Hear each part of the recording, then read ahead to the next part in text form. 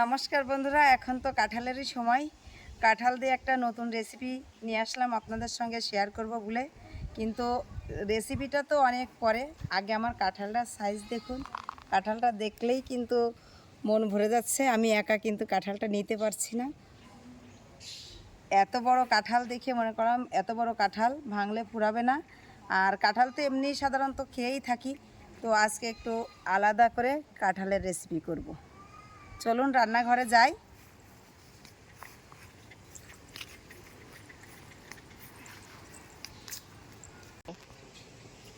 এই দেখুন, সাইজটা একবার দেখুন, কত বড় কাঁঠাল।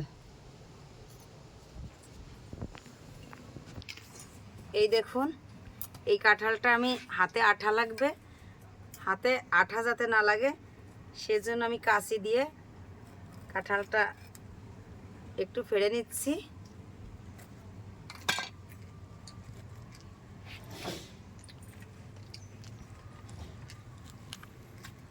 এই দেখুন, একটু আঠা লাগবে না, কারণ আঠা কিন্তু ভিতরে, কাঁঠালের গায়ে না। এ দেখুন কি সুন্দর কাঁঠালের কালার আর কি সুন্দর রোয়া। এই কাঁঠাল দিয়ে যে রেসিপিটা করতে হবে, এটা একটু নরম না হলে কিন্তু ভালো হবে না। এই দেখুন, এই কাঁঠালের বীজটা আমি বের করে নিয়ে কাঁঠালটা অন্য পাত্রে নিয়ে নিচ্ছি। একে একে সব বীজগুলোই আমি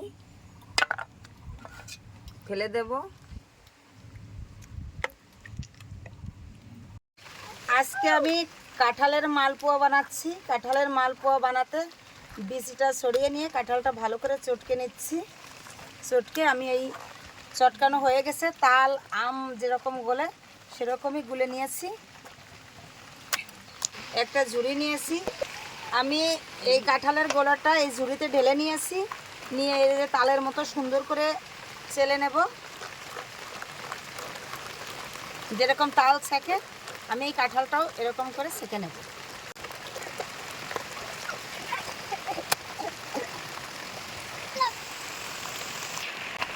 এই দেখুন কি সুন্দর গোলাটা পড়ছে।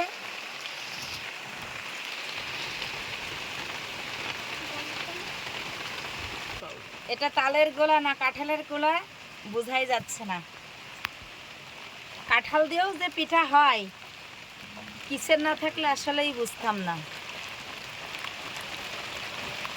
কাঁঠালের বড়া খেয়েছি, কাঁঠালের মালপোয়া কখনো বানাইনি। আজকেই আমার কিচেনের ফার্স্ট, বা আমার বাড়িতেও ফার্স্ট। কাঁঠালটা আমার চেলে নেওয়া হয়ে গেল।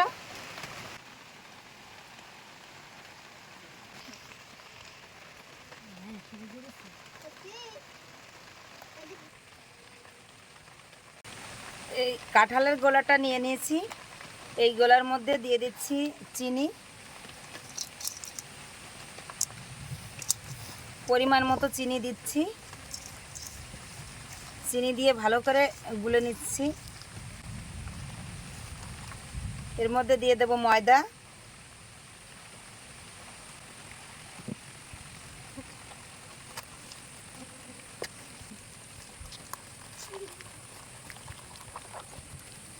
এই কাঁঠালের গোলা আর চিনি দিয়েই কিন্তু ব্যাটারটা বানানো হয়ে গেল, গোলানো হয়ে গেল। কারণ এতে কিন্তু জল দেবে না আগে থেকেই, জল দিলে কিন্তু আর পিঠে হবে না। কাঁঠালের গোলা তো এমনিই হালকা, তার ভিতরে চিনি দিলে কিন্তু চিনিটা গললে আরও হালকা হয়ে যাবে।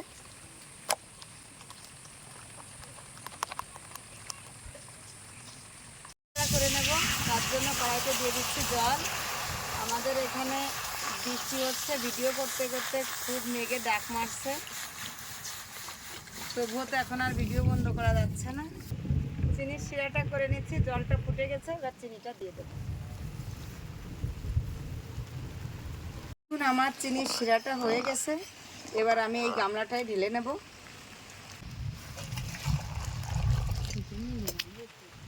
কড়াইটা গরম হয়ে গেছে, কড়াইতে দিয়ে দিচ্ছি মালপোয়া ভাজার জন্য তেল। গরম হয়ে গেছে, আমি দিয়ে দিচ্ছি। এটা কিন্তু অনেক অল্প আছে, ভাজতে হবে। এই দেখুন কি সুন্দর কাঁঠালের মালপোয়াগুলো ফুলছে।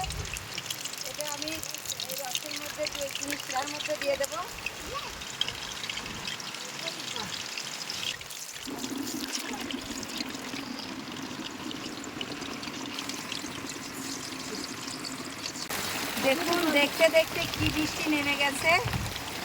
আজকে আমার এই কাঁঠালের মালপোয়ার ভিডিও করতেই দেখুন আমার রান্নাঘরের চারপাশের অবস্থা কি খারাপ। তারপরে প্রচুর পরিমাণে বিদ্যুৎ চমকাচ্ছে, খুব ভয় লাগছে, ভয়ে ভয়ে ভিডিওটা করছি।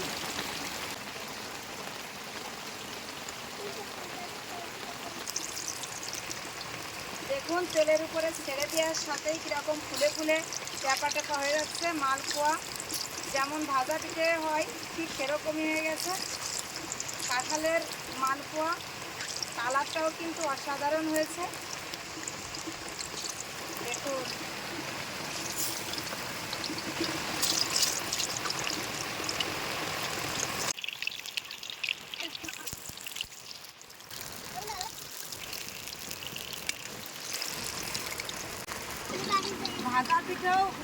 ভাজা পিঠেও অনেক সময় এরকম ফলে না। দেখুন আছে কাঁঠালের মালপোয়া, খেতে কেমন হবে জানি না, কখনোই খাইনি, এই লাইফে ফার্স্ট করছি।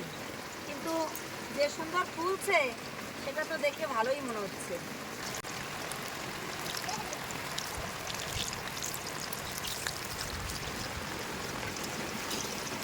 একে একে সব মালপোয়াগুলোই আমার ভাজা হয়ে গেল। এবার আমি 2-3 ঘন্টার জন্য রেখে দেব।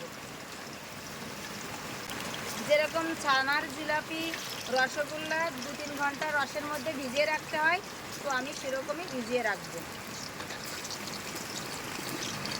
ভালো হয়ে চিনির সেরার সঙ্গে একদম সুন্দর করে ভিজে যাক, তারপরে টেস্টের পালা যে কাঁঠালের মালপোয়া কেমন হয়েছে, টেস্টটাও আপনাদেরকে জানাবো। হয়ে গেছে আমার কাঁঠালের মালপোয়া, খাওয়ার জন্য ও রেডি। এমনিও মিষ্টি পায়েস একটু ভালো খাই, তারপরে ও একটু কাঁঠাল পাগলা। খেয়ে দেখো কেমন হয়েছে। শুধু কাঁঠালই তো খাও, কখনো খেয়েছো মালপোয়া? না, কখনোই খাইনি কাঁঠালের মালপোয়া। এমনি মালপোয়া তো খেয়েই থাকি, কিন্তু কাঁঠালের মালপোয়া তো কোনোদিনই খাইনি। দেখুন ভিতরটা, দেখুন ভিতরটা দেখুন কত সুন্দর কাঁঠালের মতোই লাগছে। এবার দেখি, খেয়ে দেখি।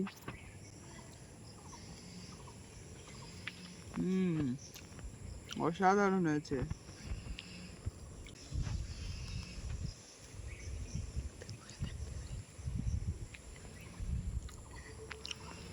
এত সুন্দর একটা ফ্লেভার আর এত সুন্দর একটা স্বাদ, আপনারা বানিয়ে খেলে বুঝতে পারবেন যে কত সুন্দর হয়েছে এটা।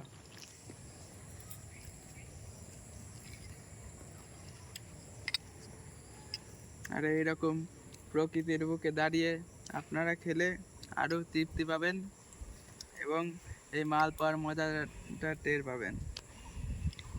আর এখন তো গরমের সময় এই জন্য কাঁঠাল পেকেছে, কিন্তু আজকে বৃষ্টি হয়েছে, দেখুন একটু ঠান্ডা ঠান্ডা পরিবেশ। আজকে কাঁঠাল খেলে তেমন গরমও লাগবে না, আরও সুন্দর একটা ফিলিংস পাবেন। তা আপনারা আমাদের চ্যানেলটিকে সাবস্ক্রাইব করবেন এবং ভিডিওটি দেখে বেল আইকনটি চাপ করে দেবেন, যাতে নতুন নতুন ভিডিও পেলে আপনাদের সামনে চলে যায়। এবং ভিডিওটি দেখে রান্না করে খেয়ে দেখবেন, অনেক সুস্বাদু লাগবে।